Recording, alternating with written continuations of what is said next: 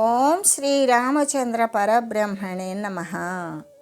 ఓం నమో వశిష్ఠ విశ్వామిత్ర వ్యాస వాల్మీకి సుఖాదిభ్యః. ఓం శుక్లాంబరధరం విష్ణుం శశివర్ణం చతుర్భుజం ప్రసన్నవదనం ధ్యాయేత్ సర్వవిఘ్నోపశాంతయే. ఓం నమో బ్రహ్మాదిభ్యో బ్రహ్మ విద్యా సంప్రదాయ కర్తృభ్యో వంశ ఋషిభ్యో మహద్భ్యో నమో గురుభ్యః. ఓం శ్రీరామో రామభద్రశ్చ రామచంద్రశ్చ శాశ్వతః రాజీవలోచన శ్రీమాన్ రాజేంద్రో రఘుపుంగవః. శ్రీయోగవాసిష్టము ఉపశమ ప్రకరణము.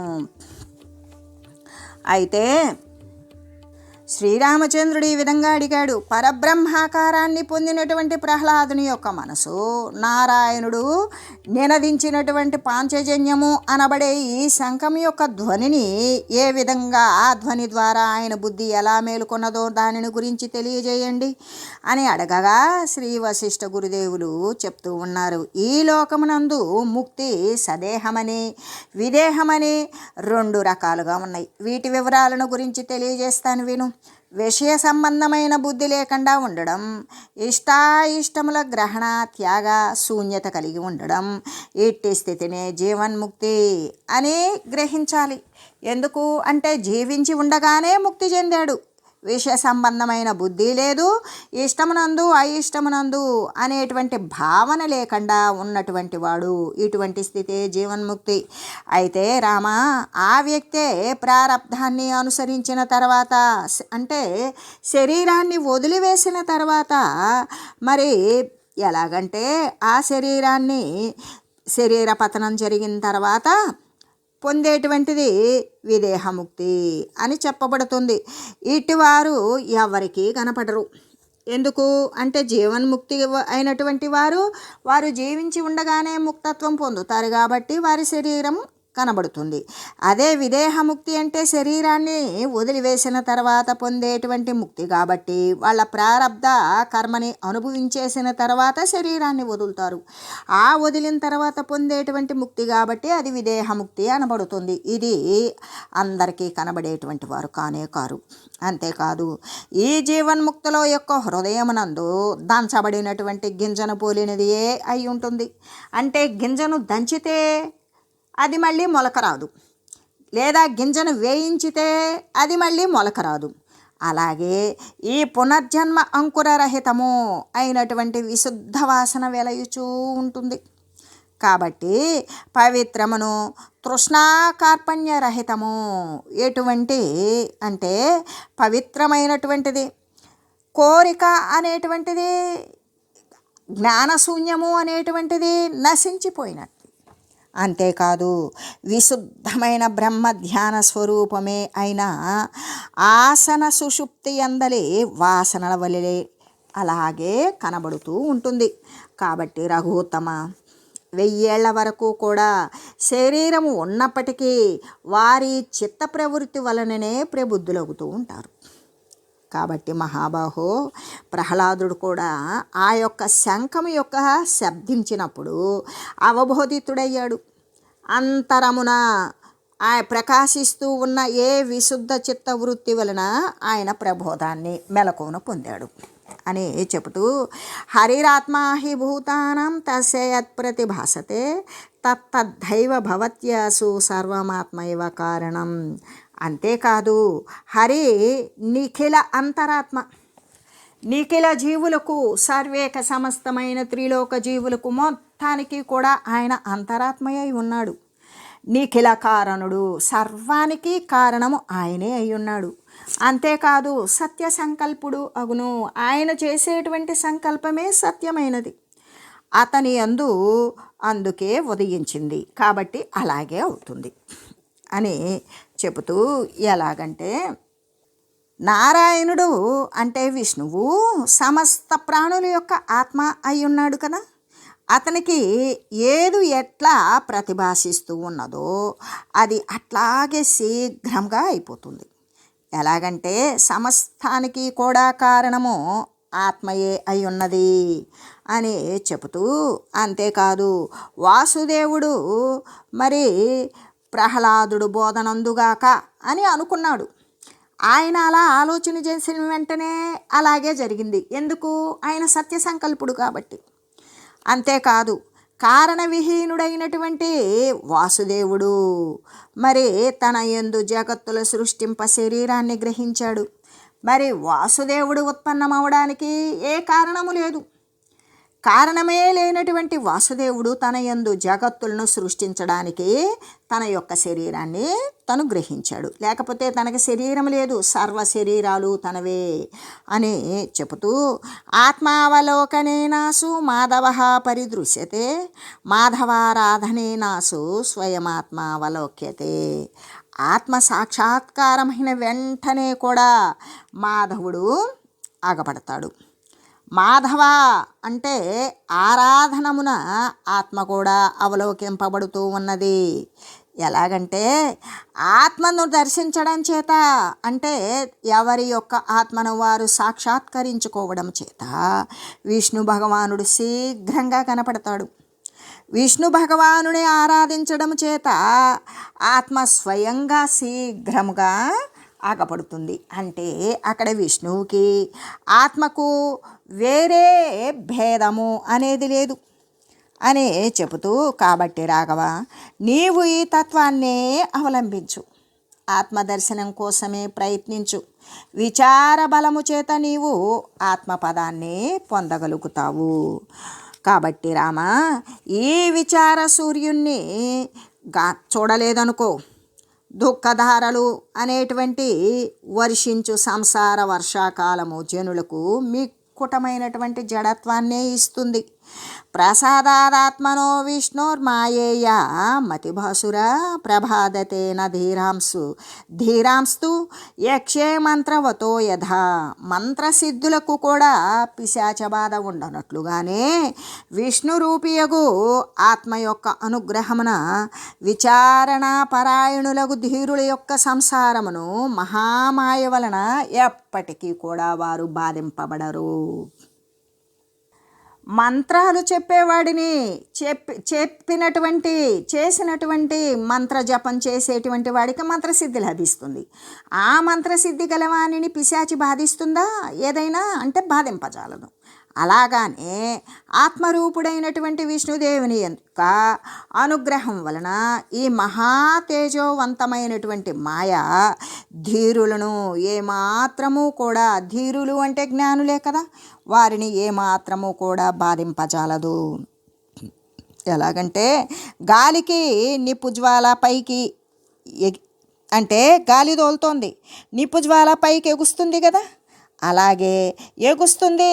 లేదా ఇంకా ఎక్కువ గాలి అయితే కొద్దిపాటి నిప్పు అయితే ఆరిపోతుంది. అలాగే పైకి పైకి రావడం ఆరిపోవడం లాగానే అనంత మాయతో నిండిపోయినటువంటి ఈ సంసార జాలము ఆత్మ యొక్క ఇచ్చ వలనే అది ఘనీభూతమవుతుంది, మరొకప్పుడు క్షీణించిపోతూ ఉన్నది అని చెబుతూ ఈ ఉపశమ ప్రకరణమునందు ప్రహ్లాదుని యొక్క వ్యవస్థ అనేటువంటి దానిని గురించి తెలియజేశారు శ్రీ వశిష్ఠ గురుదేవులు. అప్పుడు శ్రీరామచంద్రుడు అడుగుతూ ఉన్నాడు, భగవన్ సర్వధర్మజ్ఞ సుధ్వస్త్వధ్వ వచనాంశుభిః నిర్వృతాః స్మా శశాంకస్య కరైరోషాధయో యథా.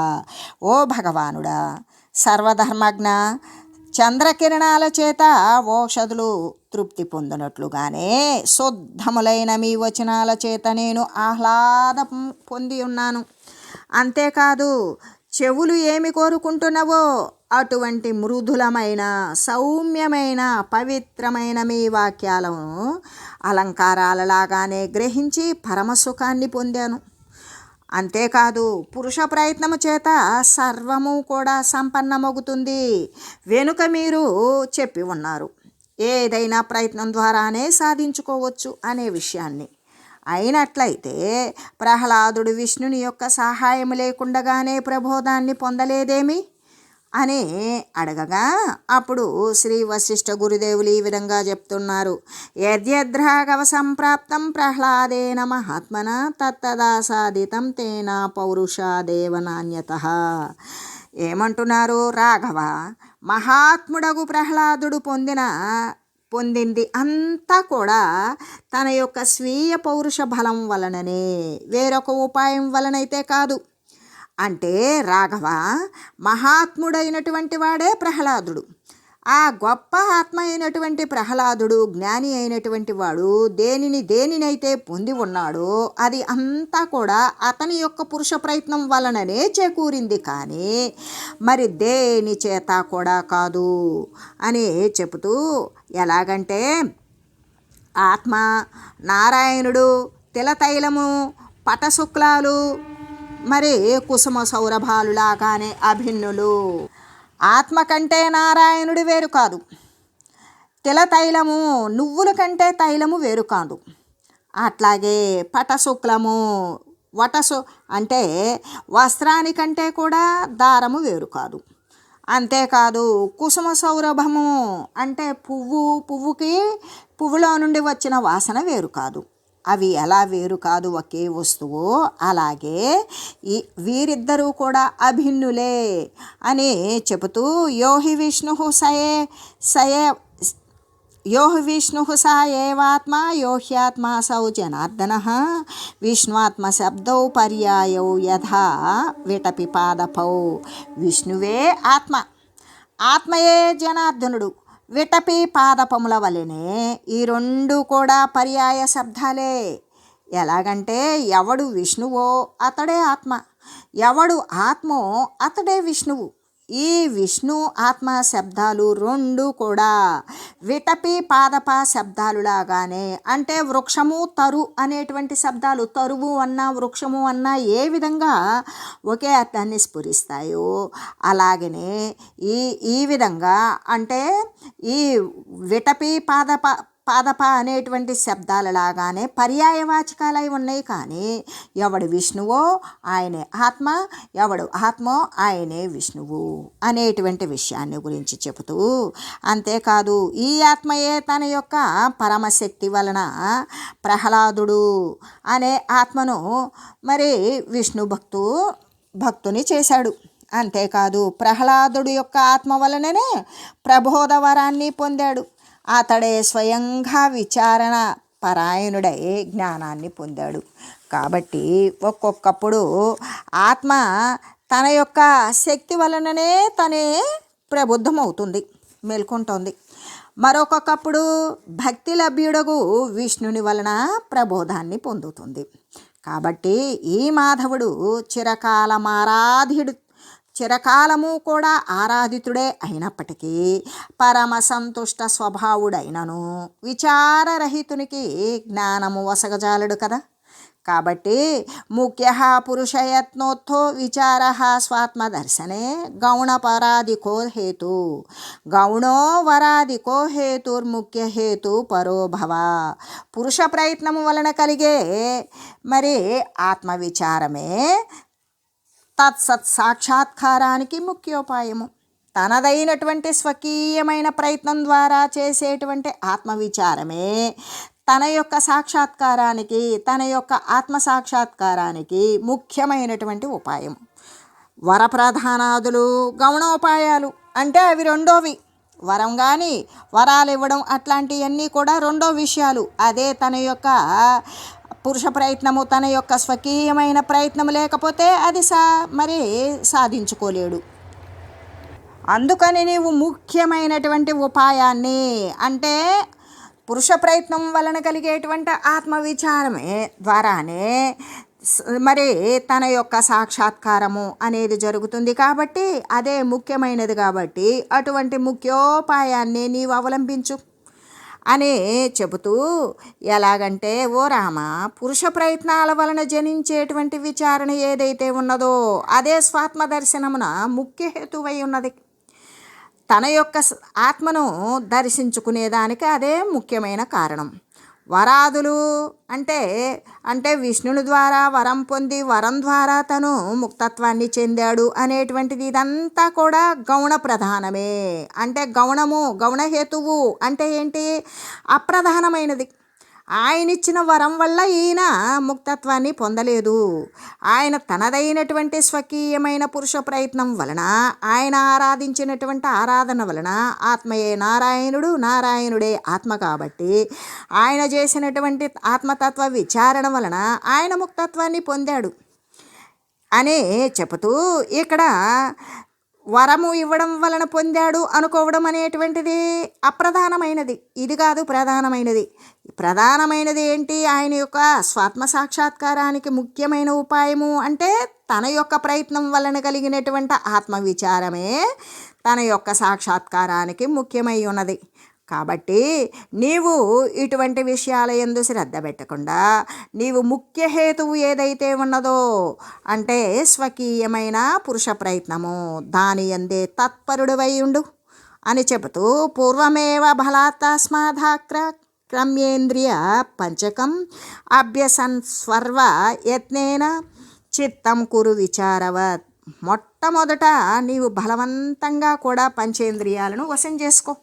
పంచేంద్రియాలు అంటే చర్మము, కన్ను, చెవి, ముక్కు, నాలుక. ఈ 5 ఇంద్రియాలు అంటే శ్రోత్ర, త్వక్కు, చక్షు, జిహ్వ, ఘ్రాణాలు. ఇవన్నీ కూడా నువ్వు వశం చేసుకో. ఆ అభ్యాసం చేస్తూ వచ్చావనుకో, మనస్సును విచారపరమునర్పుము. ఆ మనస్సు చేత నువ్వు ఏ విధంగా అంటే నువ్వు విచారాన్ని జయిస్తూ ఉండు. ఈ కారణం చేత నీవు బలపూర్వకమైనటువంటి పంచ జ్ఞానేంద్రియాలు, పంచ కర్మేంద్రియాలు జయించు. అలా జయించడం వల్ల పంచ జ్ఞానేంద్రియాలు అంటే ఈ యొక్క చెవి, చర్మము, కన్ను, నాలుక, ముక్కు అనేటువంటివి జ్ఞానేంద్రియాలు. మరి కర్మేంద్రియాలను కూడా జయించాలి కదా. అంటే చూడగానే అటువైపు పరిగెత్తడం కానీ, దానిని గురించి మాట్లాడడం కానీ, అంటే వాక్కు, పాణి, పాద, గుహ్య, పాయవులు. ఎలాగా అంటే చూసినటువంటి దానిని పొందాలని అటువైపు వెళ్ళడం, దాని గురించి మాట్లాడడం, దానికోసం మరి ఇచ్చిపుచ్చుకోవడం, మరి దానిని అనుభవించాలి అని కోరిక కలిగి ఉండడం, ఇటువంటిది నాకు అవసరం లేదు అని విసర్జించడం. ఇటువంటి విషయాలు అన్నీ కూడా నీవు లేకుండా వాటిని జయించివేయు. అంతేకాదు సర్వ ప్రయత్నాల చేత కూడా ఇంద్రియాలతో కూడుకొని మనోజయాదులను అంటే మనస్సును నిగ్రహించు.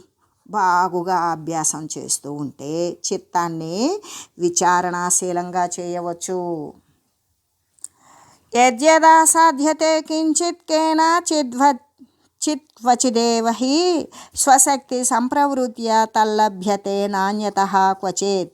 జనులు ఎచ్చట దేనిని పొందుచున్నారో అది వారి యొక్క శక్తి బలము చేతనే, పురుష ప్రయత్నము గాక వేరొక ఉపాయం లేదు కదా అని చెబుతూ, ఎలాగంటే ఎవడు ఎక్కడ ఏ పదార్థాన్ని పొందుతూ ఉన్నాడో అది అతని యొక్క స్వప్రయత్నమైనటువంటి ప్రేరితం చేత, ఆ యొక్క ప్రేరితమైనటువంటి ప్రవృత్తి వలననే అతనికి లభిస్తూ ఉన్నది, కానీ మరి దేని చేత కూడా కాదు కదా అని చెబుతూ, పౌరుషం యత్నమాశ్రిత్య ప్రోల్లంఘ్యేంద్రియ పర్వతం సంసార జలధిం తీత్వా పారం గచ్చ పరం పదం. నీవు పురుష ప్రయత్నాన్నే అవలంబించు, ఇంద్రియ పర్వతమును లంఘించి మరి అంటే ఇంద్రియాలను దాటివేయు, ఇంద్రియ శక్తిని అధిగమించు, సంసార సముద్రాన్ని దాటివేయు, దానికి ఆవల ఉన్నటువంటి ఏ పరమపదమైతే ఉన్నదో దానిని పొందు అని చెబుతూ, ఎలాగంటే పురుష ప్రయత్నాన్ని ఆశ్రయించావో ఇంద్రియాలు అనేటువంటి పర్వతాలను లెస్సగా దాటివేయగలుగుతావు, వాటిని అదుపులో పెట్టుకోగలుగుతావు, వాటిని నిగ్రహిస్తావు. సంసార సముద్రాన్ని దాటివేసి ఇక దానికి ఆవల ఉన్నట్టు పరమాత్మ పదాన్ని చేరు. వినా పురుషయత్నేన దృశ్యతే చేత్ జనార్దనః మృగపక్షిగణం కస్మాత్తాదాసౌ నోద్ధరత్యజః. పురుష ప్రయత్నం లేకుండగానే జనార్దనుడు అగుపడినట్లయితే ఈ పశుపక్ష్యాదులకు కూడా ఆత్మదర్శనము అనేటువంటిది లభించేది కదా. మొట్టమొదట ఆయన ఏం చేశాడు అంటే పురుష ప్రయత్నం, తనదైనటువంటి విష్ణుమూర్తి యొక్క భక్తిని చేశాడు. అది ప్రయత్నం లేకుండానే ఆ పరమాత్ముని యొక్క మరి భక్తి, ఆ తత్వము, ఆయన యొక్క ప్రత్యక్షమయ్యేటువంటి స్థితి, ఆయన యొక్క దర్శనము కోరుకోవడానికి మరి ఆయన తనదైనటువంటి పురుష ప్రయత్నమే చేశాడు. అలా చేయకుండా కనుక నారాయణుడి వెంటనే ప్రత్యక్షమైతే అట్లయితే పశుపక్షాదులకు కూడా ఆత్మదర్శనం అనేటువంటిది లభిస్తుంది కదా.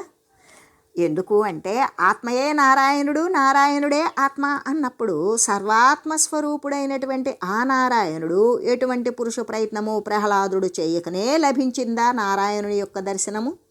కాదు కదా. అలా దర్శించే విధంగా అయితే పశుపక్షాదులు కూడా మరి వారు కూడా అటువంటి ఆత్మదర్శనం చేస్తారు కదా అని చెబుతూ, ఎలాగంటే పురుష ప్రయత్నము అనేది లేకుండానే విష్ణువు గనక కనబడితే జన్మరహితుడైనటువంటి ఆ విష్ణుదేవుడు మృగాలకు, పక్షులకు, కిమికీటకాల సమూహాలకు కూడా మరి తన యొక్క దర్శనం చేత ఎందుకు ఉద్ధరించకుండా ఉంటున్నాడు?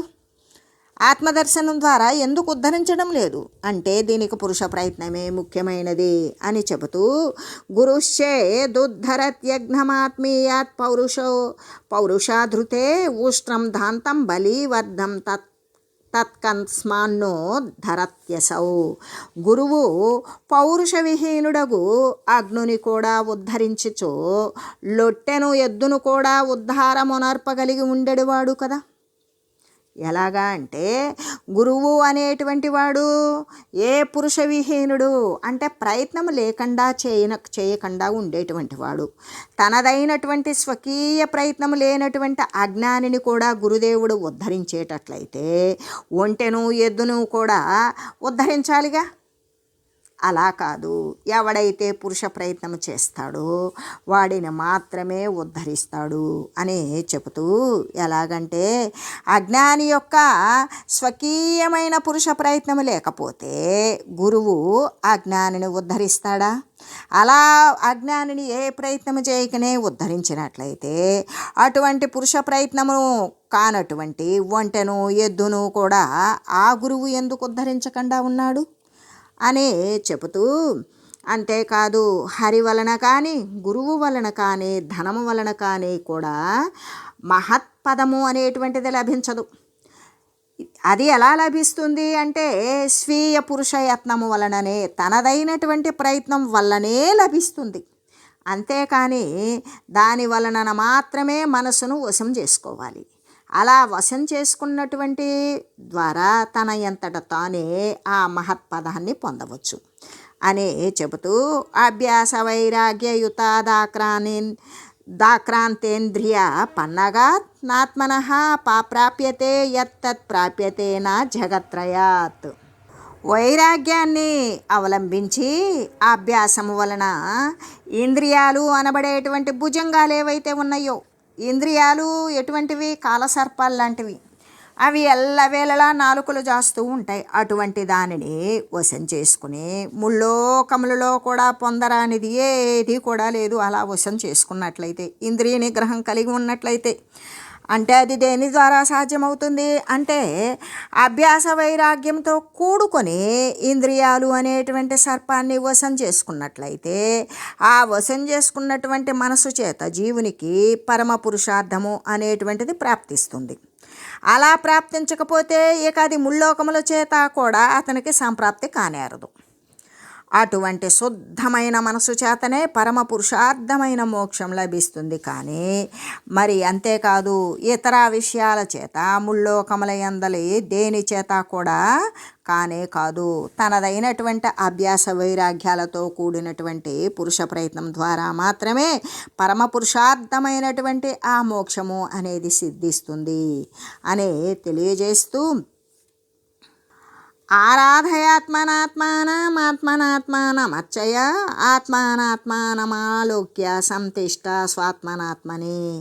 నీవు ఆత్మ వలన ఆత్మను ఆరాధించు, ఆత్మ వలన ఆత్మను అర్చింపు, ఆత్మ వలన ఆత్మనే దర్శించు, ఆ తర్వాత అక్కడే ప్రకాశించు. ఎలాగంటే రామ, ఉత్కృష్టమైన బుద్ధి చేత ఆత్మనే ఆరాధింపు, శ్రవణము మననము ద్వారా ఆత్మను సాధించు, ఆత్మనే పూజింపు, నిరంతరము కూడా ఆత్మసంధానమే గావించు అనే చెబుతూ ఆత్మనే దర్శించు, ఆత్మనే దర్శించి సాక్షాత్కరించుకునే ఆత్మయందే స్థితి కలిగి ఉండు, నిరంతరము కూడా ఆ విధంగానే ఉంటూ ఉండు అని చెబుతూ దీనికి చిన్న పోలిక, ఒక సాదృశ్యం ఉంది, అది చెప్పుకుందాం. శ్రీరామచంద్రుడు రావణాసురుణ్ణి చంపి సీతమ్మను తీసుకొని మళ్ళీ అయోధ్యకు తిరిగి వచ్చిన తర్వాత ప్రతి ఒక్కరూ అందరూ కూడా ఆయనని వెంటనంటి వచ్చారు. అక్కడ రామునికి సీతమ్మకు అభిషేకం జరిగింది. రాజ్యాభిషేకం అంతా జరిగి అంతా అయిపోయిన తర్వాత అటువంటి వేడుకలన్నీ ముగిసిన తర్వాత ఎవరి దారిన వాళ్ళు వెళ్ళిపోయారు. అయితే అక్కడ శ్రీరామచంద్రుణ్ణి వీడి వెళ్ళలేనటువంటి జాంబవంతుడు, నీలుడు, నలుడు, మరి కొంతమంది వానర ప్రముఖులు వీరంతా కూడా ఉన్నారు. వారందరూ కూడా ఏమన్నారంటే, నిర్విరామంగా తమరి సేవ చేసుకోవడానికి ఏదో ఒక పని కల్పిస్తే మేము ఇక్కడే ఉంటాము, తమరి సేవ చేసుకుంటా అని అడిగారు. సరే, తలా ఒక పని కల్పించబడింది. వారు ఆ విధులలో మరి నిలబడిపోయారు. అయితే అందరికీ తలా ఒక క్రియని ఒప్పగించేటప్పుడు అక్కడ ఆంజనేయుడు లేడు, ఎక్కడో ఉన్నాడు. తర్వాత వచ్చాడు. అప్పటికందరికీ తలా ఒక కార్యం విధింపబడింది. ఆ కార్యానుసక్తులే వాళ్ళు చేస్తూ ఉన్నారు, శ్రీరామ సేవలోనే మునిగి ఉన్నారు. అయితే ఆంజనేయుడికి ఆ విషయం తెలిసింది. అడిగాడు, నాకు కూడా ఒక కార్యాన్ని ఇవ్వచ్చు కదా, దాని ప్రకారం నేను కూడా తమరి సేవ ఇంకా అదనంగా చేసుకుంటాను అని. రామచంద్రుడికి నవ్వు వచ్చింది. సరే, క్రియలన్నీ ఒకసారి వచ్చి ప్రక్కన ఉన్న వారిని అడిగాడు, ఇంకేం పనులు, నాకు సంబంధించిన పనులు ఏం ఖాళీలు ఉన్నాయి అని. ఏమీ లేవు ప్రభు అని నేను చెప్పాడు. అయితే ఆంజనేయ, నాకు ఇంకొక పని నా సొంతగానే నాకు అనిపించింది. నాకు అప్పుడప్పుడు ఆవలించినప్పుడు నేను ఏమరపాటు పడుతూ ఉంటానేమో, అది లేకుండా ఉండడానికి ఇలా నాకు ఆవలింత వచ్చినప్పుడల్లా చిటికి వెయ్యి అని చెప్పాడు. నేను ఆవలించినప్పుడల్లా నువ్వు చిటికి వెయ్యి అని చెప్పాడు. సరే ప్రభు, ఈ పని నేను చేస్తాను అన్నాడు. సరే, ఆయన పోయాడు. రామనామస్మరణ చేసుకుంటూ అక్కడ బయట కూర్చొని ఉన్నాడు. శ్రీరామచంద్రుడికి ఎప్పుడూ దగ్గర ఉండలేడుగా, ఆయన ఏకాంతంలో ఉంటాడు, నిద్రపోతూ ఉంటాడు, ఆయన స్వకార్యాలు కొన్ని ఉంటాయి, ఇటువంటివన్నీ ఉంటాయి. కాబట్టి బయట కూర్చొని రామ రామ అని జపిస్తూ ఆయనకి ఏమనిపించింది, అసలు నా కార్యాన్ని నేను సక్రమంగా చేస్తూ ఉన్నానా లేదా అని తన మీద తనకే అనుమానం వచ్చింది. అందరికీ ఒప్పగించబడినటువంటి కార్యాలైతే వాళ్ళు త్రికరణ శుద్ధిగా చేస్తూ ఉన్నారు. శ్రీరామచంద్రునికి ఎప్పుడు ఆవులింత వస్తుందో నాకు తెలియదు, కాబట్టి ఎలాగా నేను అని ఇక ఆయన ఏమో ఎప్పుడు వస్తే మనకేమిటి, మొత్తానికి చిటిక వేయాలి కాబట్టి ఆయనకి ఎప్పుడు వస్తుందో తెలియదు, అందుకని అని చిటిక వేస్తూనే ఉంటాడు. ఆ చిటిక వేయడం వల్ల ఏమైంది, శ్రీరామచంద్రుడికి నోరు మూతపడ్డం లేదు, ఆయన తెరిచిన నోరు తెరిచినట్లే ఉన్నది. ఎందుకు, ఈయన యొక్క భక్తి అనేటువంటి సందర్భంతో మునిగిపోయి ఉన్నాడు కాబట్టి. ఎప్పుడు ఆవలింత వస్తుందో తెలియదు కాబట్టి నిరంతరం చిటిక వేస్తూ రామనామ స్మరణ చేస్తూ భజిస్తూ కీర్తిస్తూ బయట కూర్చొని ఉంటే, ఇక్కడ లోపల అంతఃపురంలో ఉన్నటువంటి శ్రీరామచంద్రునికి రాజభవనంలో నోరు మూతబడిపోవడం లేదు. సరే, దాని గురించి ఆలోచన చేశాడు. చేసి ఏం చేశాడు, ఈ నోరు మూతబడట్లేదు అంటే రాజవైద్యులు వచ్చారు, వారు వచ్చారు, వీరు వచ్చారు, అనేక రకాల మరి ఔషధాలు పెట్టారు. ఎన్ని చేసినప్పటికీ కూడా ఆయన నోరు మూతబట్టం లేదు. అసలు అక్కడ ఆయనకు వచ్చినటువంటి విషయం దేని కారణం చేత నోరు తెరుచుకుపోబడిందో తెలియలేదు. అప్పుడు సరేని మహామంత్రి అయినటువంటి సుమంతుడిని పిలిచారు. సుమంతుని యొక్క పర్యవేక్షణలోనే ఆయనకు ఆ పని ఇవ్వబడింది ఆంజనేయుడికి. ఆయన ఆలోచన చేశాడు, మహాభక్తాగ్రగణ్యుడు, అసలు ఆంజనేయుడిని పిలవండి అని. ఆంజనేయుడు మయమరిచి చిటికలు వేస్తూ ఉన్నాడు. ఇది విషయం. ఆయన నోరు మూతబడకుండా ఉండడానికి ఈయన అప్పగించుకున్న పని ద్వారా ఆయన నోరు తెరిచే ఉండేటట్లుగా, ఆయన తెరిచినప్పుడల్లా ఈయన చిటిక వేయాలి కాబట్టి ఈయన చిటిక వేస్తూనే ఉన్నాడు. చిటిక ఆపితే కదా ఆయన నోరు మూతబడ్డం. అందుకని లోపం ఎక్కడ ఉన్నది అంటే, ఇక్కడ ఆంజనేయుని భక్తిలో లోపం కాదు, అది గొప్ప అమోఘమైనటువంటి శక్తి. అంటే ఇక్కడ మనకి చెప్పవచ్చేది ఏమిటి అంటే, ఏ విధంగా అంటే, ఆత్మనే పూజించు, ఆత్మనే నిరంతరం శ్రవణము మననము నిధిధ్యాసనము చేయి, నిరంతరం కూడా ఆత్మసంధానమే గావించు. అసలు ఎప్పుడు ఏమి జరుగుతుందో తెలియదు కాబట్టి ఆత్మనే దర్శించి సాక్షాత్కరించి ఆత్మయందే స్థితి కలిగి ఉండు అని తెలియజేస్తూ, అఖండమైనటువంటి భక్తి జ్ఞాన వైరాగ్యాల యొక్క ఫలితమే స్వకీయమైన పురుష ప్రయత్నం. దాని ద్వారానే ముక్తత్వం అనేది మరి పొందగలుగుతావు అని తెలియజేస్తూ ఓం మంగళం శ్రీ గురుదేవాయ మహనీయ గుణాత్మనే సర్వలోక శరణ్యాయ సాధురూపాయ మంగళం. ఓం మంగళం కోసలేంద్రాయ రామాయ రామభద్రాయ చక్రవర్తి తనూజాయ సార్వభౌమాయ జానకీ వల్లభాయ శ్రీరామచంద్రాయ మంగళం. ఓం తత్సత్.